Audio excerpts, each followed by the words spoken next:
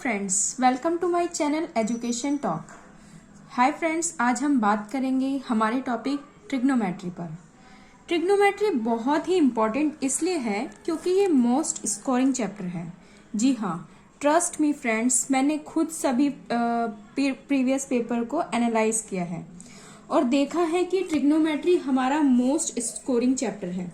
सो आज इस लेसन में आपके ट्रिगो को इजी करने के लिए हम इसके बेसिक फैक्ट्स को देखेंगे, जिसमें मैं आपसे उसे लर्न करने के ट्रिक भी बताऊंगी।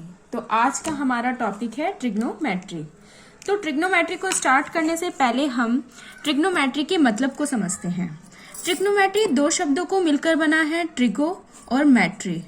ट्रिगो का अर्थ होता है त्रिकोण और मैट्री का अर्थ होता है मित्य। तो त्रिकोण मित्य, ट्रिग्नोमेट्री से बना है हमारा वर्ड त्रिकोण मित्य, जिसका अर्थ होता है तीनों कोणों का मेजरमेंट। तीनों कोणों का मेजरमेंट मतलब होता है कि कोई भी ट्रायंगल होता है उसके जो तीनों कोण होते हैं उनका क्या मेजरमेंट बनेगा, ये हमें ट्रिग्नोमेट्री में बताया जाता है। तो गाइज हम स्टार्ट करते हैं अपने राइट एंगल से। जब हम कोई राइट एंगल बनाते हैं, जैसा कि मैंने इसमें बना के रखा हुआ है राइट एंगल, जब आप राइट एंगल बनाते हैं तो हमें इसमें ये प्रॉब्लम होती है कि थीटा कहाँ से स्टार्ट होता है, अल्फा क्या होता है और राइट एंगल की पहचान क्या होती है। राइट एंगल की आपकी पहचान ये होती है कि जो राइट एंगल का एंगल होता है वो हमेशा 90 डिग्री का होता है। जस्ट सपोज कीजिए कि आप कहीं पे खड़े हुए हैं और आपके सामने जो है एक दीवार है।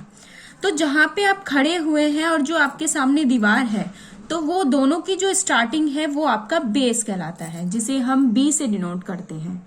और जब हमारे सामने कोई दीवार आती है तो हम उसे क्या कहते हैं कि ये दीवार कितनी ऊंची है, हम इसे ये कहते हैं कि ये दीवार कितनी लंबी है। तो जब हम उस दीवार की लंबाई को डिनोट करते हैं परपेंडिकुलर से, तो हम उसे P डिनोट करते हैं। और जो हमारे और दीवार के बीच में डिस्टेंस बनता है वो हमारा कहलाता है हाइपोटेन्सियस, जिसे हम H से डिनोट करते हैं। तो आई थिंक आप सब समझ गए होंगे कि किस तरीके से एक राइट एंगल को डिनोट किया जाता है। और अब मैं आपको बता दूं कि जो हम खड़े हुए हैं, जहां से हमने अपने बेस को, परपेंडिकुलर को और हाइपोटेन्सियस को डिनोट किया है, वो हमारा थीटा कहलाता है। आप समझ गए। अगर हमें अपना थीटा कहीं और रखना होगा तो हमारे लिए वो बेस कहलाएगा, उसके सामने वाली भुजा परपेंडिकुलर कहलाएगी और सबसे बड़ी भुजा हमारी हाइपोटेन्सियस कहलाएगी। अब हम बात करते हैं कि इनके लिए एक फॉर्मूला यूज होता है जिसे पाइथागोरस थ्योरम के नाम से भी जाना जाता है। पाइथागोरस थ्योरम में हमें इस त्रिकोणमितीय के मेजरमेंट का जो है एडिशन निकालने के बारे में बताया जाता है। जो हमारा फॉर्मूला है p² + b² = h², यानी कि हमारा बेस और प्लस हमारा परपेंडिकुलर हमारे हाइपोटेन्सियस का जोड़ बताता है। आप समझ गए होंगे कि इन तीनों भुजाओं को निकालने का क्या तरीका है। वैसे गाइस मैं आपको बता दूं कि इसमें कुछ फेमस ट्रिपलेट्स होती हैं और यही ट्रिपलेट्स निकालने का फॉर्मूला है, जिसे ट्रिपलेट्स निकालने का फॉर्मूला भी कहा जाता है। ट्रिपलेट्स हमारी जो फेमस होती हैं वो मैं आपको नेक्स्ट वीडियो में सेंड कर दूंगी या मैं आपको उसकी PDF दे दूंगी। अगर आप उसे याद कर लेंगे तो मुझे लगता है कि आपको पेपर में कोई भी क्वेश्चन सॉल्व करने में 1 से 2 सेकंड से ज्यादा नहीं लगना, ठीक है ना। तो ये आप लोगों के लिए इजी हो जाएगा, इसलिए मैं बता रही हूँ कि ट्रिपलेट्स को याद करना जरूरी है। ज्यादा मुश्किल नहीं होते ट्रिपलेट्स कुछ 10-12 ट्रिपलेट्स होते हैं जो बहुत ही इजी होते हैं। एग्जाम्पल मैं आपको दे देती हूँ। एग्जाम्पल होता है जैसे 3, 4, 5। अब आप देख रहे हैं ये 2 छोटी भुजाएं हैं और एक बड़ी भुजा है। हमेशा बड़ी भुजा आपकी हाइपोटेन्सियस होगी, बाकी 3 और 4 में आप किसी में भी बेस डाल सकते हैं और किसी में भी परपेंडिकुलर डाल सकते हैं। ये आपकी बहुत ही फेमस ट्रिपलेट्स है और इसे याद कर लेना बहुत आसान है, बहुत इजी है। अगर आप पेपर में देखते हैं कि आपकी 2 भुजाएं दे रखी हैं, जस्ट 3 और 4, तो आप बिना सोचे समझे उसे 5 लिख सकते हैं। नहीं तो अगर आपको प्रूफ करना है तो आप प्रूफ भी कर सकते हैं, जैसे 9 + 16 = 25। तो आप देख सकते हैं 3 + 4 = 5। देख लिया आपने कि आपके ट्रिपलेट्स आपको ट्रिगो में कितनी आसानी से आपके आंसर ढूंढने में आपकी हेल्प करते हैं। अच्छा, हम नेक्स्ट चलते हैं। इसमें 6 रेशियोज होते हैं गाइस। 6 रेशियोज देख के डरने की कोई जरूरत नहीं है, क्योंकि हमें इसमें सिर्फ 3 रेशियोज पे ध्यान देना है, जो होता है साइन, कॉस और टैन। साइन और कॉस और टैन के रेशियोज को जब हम याद कर लेते हैं तो उनका ही रेसिप्रोकल बन जाता है कॉसेक, सेक और कॉट। तो अब मैं बताऊंगी इसके फॉर्मूले को कि इसे कैसे याद करते हैं। जैसे आपने सुना ही होगा, बहुत फेमस है, प्रीवियस क्लासेस में भी देखा होगा कि पंडित बद्री प्रसाद हर हर बोले, सोना चांदी तोले। आप इसे किसी भी कॉपी में साइड में लिख लीजिए या फिर अपने मुंह में 2-3 बार बोलेंगे, आपको अपने आप याद हो जाएगा कि पंडित बद्री प्रसाद हर हर बोले, सोना चांदी तोले। तो सोने से हो गया आपका साइन, चांदी से हो गया आपका कॉस और तोले से हो गया आपका टैन। तो ये है इसका फॉर्मूला, यानी कि साइन का फॉर्मूला क्या होगा, परपेंडिकुलर अपॉन हाइपोटेन्सियस।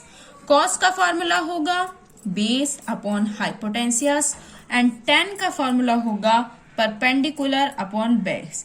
देखा गाइस, आपके लिए फॉर्मूला कितना आसान कर दिया है, नहीं तो कई बच्चे इनको ही याद करने में पता नहीं कितने दिन लगा देते हैं। अच्छा, हम आगे बात करते हैं। इन्हीं का रेसिप्रोकल होता है कॉसेक। साइन का रेसिप्रोकल होगा हमारा कॉसेक, यानी कि कॉसेक जो है इसका उल्टा हो जाएगा, ठीक है ना। और कॉस का रेसिप्रोकल होगा हमारा सेक, ये यानी कि इसका उल्टा हमारा सेक हो जाएगा। और टैन का रेसिप्रोकल होगा हमारा कॉट। तो इस तरीके से ये 6 रेशियोज जो हैं आपको याद करने में बहुत इजी हो जाएंगे। और अगर मानो आपने ये याद कर लिया तो आपकी आधी ट्रिगो यूं ही सॉल्व हो जाएगी, यानी कि ये हमारे ट्रिगो का बेसिक फॉर्मूला है जो कि मेन है आप लोगों के लिए। अब हम आगे बात करते हैं। सो गाइज, अब हम एक नोट डाल के मैं आपको बताना चाहती हूँ कि जैसे मैंने आपको बताया था कि साइन थीटा का रेसिप्रोकल कॉसेक होता है, तो हम इसे ऐसे भी लिख सकते हैं कि sine theta is equal to 1 upon में कॉसेक थीटा। और इसी प्रकार से कॉसेक थीटा को हम कैसे लिख सकते हैं, 1 अपॉन में साइन थीटा। इन बातों को आप 1-2 बार देख लेंगे, आपके दिमाग में बैठ जाएगा, क्योंकि जैसे ही आप वो फॉर्मूला याद करते हैं पंडित बद्री प्रसाद वाला, सो ये आपको समझ में आता है कि साइन का रेसिप्रोकल कॉसेक होता है, इसी तरीके से कॉसेक का रेसिप्रोकल साइन होता है। ऐसे ही कॉस थीटा को हम लिख सकते हैं 1 अपॉन में सेक थीटा, और सेक थीटा को हम लिख सकते हैं 1 अपॉन में कॉस थीटा। इसी प्रकार से टैन थीटा, टैन का रिलेशन हमेशा कॉट से रहा है, कॉट इसका रेसिप्रोकल है, तो tan theta is equal to 1 upon में कॉट थीटा, और cot theta is equal to 1 upon में टैन थीटा। तो देखिए गाइज, ये भी आपके लिए एक इजी सेक्शन हो गया, इसे आप नोट डाल सकते हैं, क्योंकि ये फॉर्मूलेज जो हैं आपकी वैल्यू पुटिंग में बहुत हेल्प करेंगे। मैं आपको बता के जा रही हूँ कि कहाँ पे आपको कौन से फॉर्मूले हेल्प करने वाले हैं। अच्छा गाइस, एक और नोट आपके लिए बहुत इंपॉर्टेंट है। ये नोट इसलिए इंपॉर्टेंट है क्योंकि ये टैन, साइन और कॉस के रिलेशंस को दिखाता है। जब हम देखते हैं कि साइन थीटा और आपका अपॉन में कॉस थीटा, अगर हम इन दोनों की वैल्यू को अगर हम पुट करें तो साइन थीटा की क्या होती है, परपेंडिकुलर अपॉन में हाइपोटेन्सियस, एंड कॉस थीटा की क्या होती है, हाइपोटेन्सियस अपॉन में बेस। अब आप इसमें से अगर दोनों में जो सिमिलर है, कॉमन है, इसको काट दे तो क्या बचता है हमारा बचता है परपेंडिकुलर अपॉन में बेस, जो कि किसकी वैल्यू है, टैन की। तो ये तीनों इस प्रकार से एक रिलेशन में बंध जाते हैं। टैन थीटा आपका किसके बराबर हो जाता है, साइन थीटा अपॉन में कॉस थीटा। सो ये बात हमेशा याद रखना। कई जगह पे क्या होता है कि आपको ऐसे लिख दिया जाता है। अब जब आपको ऐसे लिख दिया जाता है तो आप क्या करते हैं कि पहले साइन थीटा की वैल्यू डालेंगे, फिर कॉस थीटा की वैल्यू डालेंगे, पर आपको ऐसा नहीं करना, क्योंकि ये अपने आप में एकदम टैन थीटा बन जाएगा, और टैन थीटा की अगर आप वैल्यू डाल देंगे तो वहां पे आपका क्वेश्चन चुटकियों में सॉल्व हो जाएगा। सो इसी प्रकार कॉट थीटा जैसे कि इसका रेसिप्रोकल होता है, तो वो कॉस थीटा अपॉन में साइन थीटा बन जाएगा। तो गाइज, ये होते हैं आपके ट्रिग्नोमेट्री के 6 रेशियो और उससे संबंधित रिलेशंस। आई होप कि आपको ये अच्छे से समझ आ गए होंगे। अब हम अपने आगे पड़ाव पे चलते हैं, जिसमें हम वैल्यू बताएंगे ट्रिग्नोमेट्री के। मुझे पता है कि सारे बच्चों को ये याद करने में बहुत मुश्किल होती है, वो सोचते हैं कि यार छोड़ दो, हमसे नहीं हो पाएगा ये याद। बट ट्रस्ट मी गाइज, इसे याद करने में कोई मुश्किल नहीं है। मैं आपसे ये कहती हूँ कि ये जो 6 रेशियोज हैं, आपको इन्हें नहीं याद करना, आपको सिर्फ एक रेशियो याद करना है, वो भी है साइन थीटा। मैं बस आपको यही कहूंगी कि आप ओनली ऑन साइन थीटा को याद कीजिए, उस पे फोकस कीजिए, और बाकी के रेशियोज आप खुद निकाल लेंगे। चलिए देखते हैं गाइस, अब हम पढ़ने जा रहे हैं वैल्यू ऑफ ट्रिग्नोमेट्री फंक्शन। ये हर क्लास के लिए बहुत इंपॉर्टेंट है, ट्रस्ट मी। आप बस साइन थीटा की वैल्यूज को याद कीजिए, और उसमें भी कोई मुश्किल नहीं है। देखिए 0 degree, 30 degree, 45 degree, 60 degree, 90 degree, ये सबको पता है कि भाई ये वैल्यू हमारे ट्रिग्नोमेट्री फंक्शंस में होती है। टोटल कितनी डिग्री है? टोटल है 5 डिग्री। हम इसे अपने हाथ पे रखकर भी याद कर सकते हैं। 0 सबसे छोटी है, फिर 30, फिर 45, फिर हमारी आ जाती है 60, देन फिर हमारी आ जाती है 90। ऐसे करके हम इसकी ट्रिग्नोमेट्रीज वैल्यू को याद कर सकते हैं। चलिए अब हम साइन थीटा की वैल्यूज को देखते हैं। सबसे पहले 0 के नीचे 0 से स्टार्टिंग है गिनती, और यहाँ पे भी हमारे ट्रिग्नोमेट्री वैल्यूज किससे स्टार्ट है? 0 से। 0 के बाद हमारे पास 1 तो नहीं आता है, 1 से पहले क्या आता है? हाफ आता है। तो उसके बाद हम स्टार्ट करते हैं 30 डिग्री पे हाफ।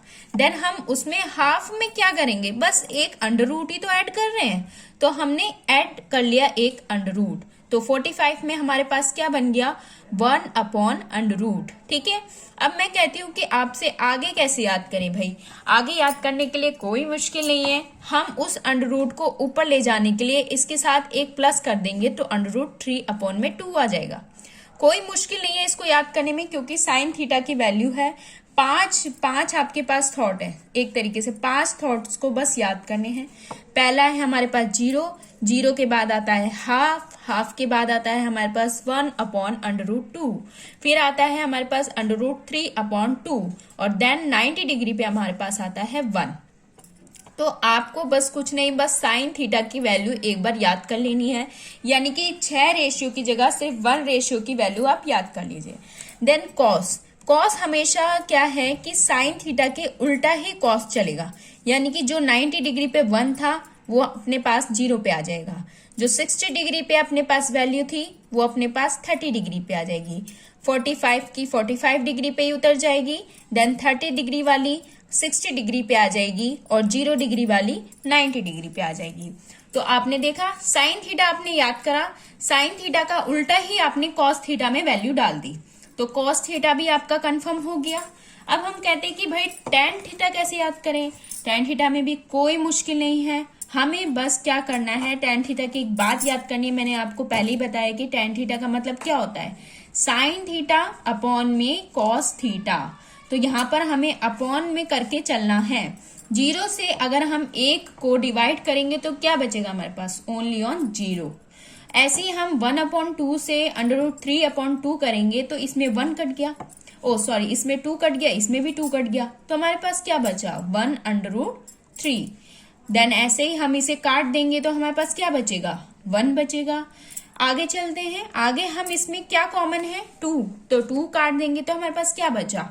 √3 बचा। और अगर हम 1 से 0 को डिवाइड करेंगे तो ऑब्वियसली हमारे पास आंसर जो आएगा अनडिफाइंड आएगा, और अनडिफाइंड की कोई वैल्यू नहीं होती, इसलिए हम इसमें 0 0 0 लगाएंगे। तो गाइस देखा, तीनों रेशियो को एक रेशियो से ही कैसे याद किया जाएगा। और मैं आपको याद करने के लिए सबसे बेटर ट्रिक बताती हूँ। एक बार सॉल्व करें, फिर इसको 3-4 बारी उसी पन्ने पे लिख कर देखें, आपको ट्रस्ट में याद हो जाएगा। चलिए अब आगे की वैल्यूज देखते हैं। तो गाइस अब हमारी स्टार्ट होती है कॉसेक। मैंने आपको बताया था कि कॉसेक किसका रेसिप्रोकल है, तो कॉसेक है साइन का रेसिप्रोकल। साइन का रेसिप्रोकल है तो ऑब्वियसली ये भी साइन से ही सॉल्व होगा। रेसिप्रोकल का मतलब क्या होता है? रेसिप्रोकल का मतलब होता है उस चीज को उल्टा लिख देना, तो हमने इसमें यही करा है। 0 है तो 0 की वैल्यू सिर्फ 0 रहेगी। अब वहां पर क्या है? हाफ था, साइन में क्या था? 1/2 था, तो अब 1/2 का रेसिप्रोकल करेंगे तो 2/1 आ जाएगा। डिनोमिनेटर में हमेशा 1 की कोई वैल्यू नहीं होती, एज इट इज हम 2 उतार देंगे। ऐसे ही हमने क्या करा, हम साइन पे जाएंगे और उसके क्या कहते हैं आगे की वैल्यू को देखेंगे, तो 1/√2। 45 डिग्री पे लिखा था 1/√2, इसका रेसिप्रोकल करेंगे तो क्या आएगा, √2/1। मैं बता रही हूं कि 1 में डिनोमिनेटर की कोई वैल्यू नहीं होती तो √2 उतर जाएगा। और ऐसे ही हम आगे आते हैं, आगे 60 डिग्री में हम देखेंगे √3/2 का रेसिप्रोकल करेंगे तो 2/√3 आ जाएगा। तो देखा आपने गाइस, कॉसेक हमने बड़ी आसानी से बिना याद किए यहाँ पे लिख दिया है। गाइस यकीन मानिए आप भी ऐसे ही इन वैल्यू को पुट करके लिख सकते हैं। अब हम आते हैं सेक पे। तो सेक को क्या है, जैसे हमने कॉसेक लिखा है, कॉसेक में कहीं ना कहीं सेक भी आपको नजर आता है, तो ऐसे ही हम सेक का क्या करेंगे, कॉसेक का उल्टा सेक में लिख देंगे। यानी कि 90 डिग्री की वैल्यू यहाँ पे 0 डिग्री में आ जाएगी और 60 डिग्री की वैल्यू यहाँ पे 30 डिग्री में आ जाएगी। 45 डिग्री की वैल्यू यहाँ पे 45 में ही आएगी और 30 डिग्री की वैल्यू यहाँ पे 60 डिग्री में आ जाएगी और देन 0 डिग्री की वैल्यू यहाँ पे 90 डिग्री में आ जाएगी। और बात करते हैं कॉट की, तो कॉट हमेशा tan का रेसिप्रोकल है, तो tan का रेसिप्रोकल है तो tan का जो है उल्टा हम यहाँ पे उतार देंगे। जैसा कि tan का जो है वैल्यू थी 0 डिग्री में तो वो यहाँ पे 90 डिग्री में आ रही है, 30 डिग्री की वैल्यू यहाँ पे 60 डिग्री में आ रही है, 45 की 45 में ही रहेगी। यानी कि हमारा जो tan होता है 45 डिग्री बराबर कॉट 45 डिग्री के ही बराबर होता है, यानी कि =1 होता है। ठीक है ना। और यहाँ पर tan हमारा जो होता है 60 डिग्री किसके बराबर होता है, कॉट 60 डिग्री के बराबर। ठीक है। और जो हमारी ये है अनडिफाइंड है, ये हमारे रेसिप्रोकल होकर 90 डिग्री से 0 डिग्री पे आ जाएगा। तो गाइज आपने देखा कि ट्रिग्नोमेट्री की जो वैल्यूज है उनको याद करना कोई मुश्किल बात नहीं है। बस मैं आपको यही कहूंगी कि साइन थीटा की वैल्यूज को आप एक बार याद कर लीजिए। 5 वैल्यू हैं, 5 उंगलियां हैं, 5 उंगलियों पे रखिए और उन वैल्यू को याद करने की कोशिश कीजिए और उसी के रिलेशंस को समझते हुए हम बाकी के 5 रेशियोज की वैल्यू को आसानी से निकाल सकते हैं। सो गाइस आज के लिए इतना ही काफी है। आई होप कि आपको मेरा वीडियो पसंद आया होगा और अगर आपको मेरा वीडियो पसंद आया है तो प्लीज लाइक, कमेंट और शेयर जरूर कीजिए। चैनल को सब्सक्राइब भी कीजिए ताकि आपको आने वाली और भी अदर इम्पोर्टेंट वीडियोस मिलती रहे। बेल आइकन पे प्रेस कीजिए। और थैंक यू गाइस, आज के लिए इतना ही काफी है। Bye bye.